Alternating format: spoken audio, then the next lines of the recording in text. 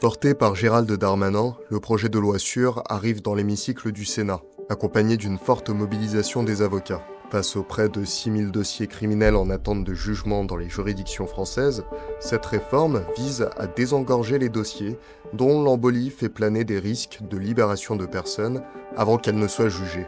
Une mesure centrale de cette loi est d'instaurer une nouvelle procédure, le plaider coupable, déjà existante en matière délictuelle. En échange d'une reconnaissance intégrale des faits par l'accusé, une peine lui est proposée par le parquet lors d'un entretien préalable et les peines seraient inférieures d'un tiers. S'il l'accepte, le temps entre la fin de l'instruction et le procès pourra être raccourci, tout comme l'audience, elle-même réduite à une demi-journée, sans témoin ni expert appelé à la barre. Soutenu par l'Union syndicale des magistrats, ce projet de loi provoque toutefois la colère des avocats. Pour eux et pour le syndicat de la magistrature, cette réforme est une négociation de couloir expéditive et privée d'une réflexion collective.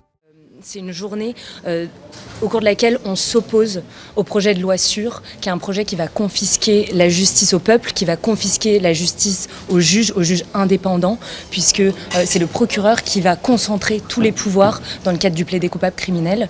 Et ce qu'on demande aujourd'hui, nous, en tant que collectif Colère Noire, c'est que les magistrats nous rejoignent, mais aussi que la société civile nous rejoigne, parce que la réalité, c'est que c'est pas une mobilisation d'avocats, c'est une mobilisation contre le fait que la justice ne sera plus rendue dignement, contre le fait que la justice ne soit plus indépendante, et c'est des principes qui devraient intéresser tout le monde. Selon les estimations de la chancellerie, cette procédure de plaider coupable, activée uniquement avec l'accord du parquet et de la victime, pourrait concerner 10 à 15% des 6000 dossiers criminels en attente de jugement.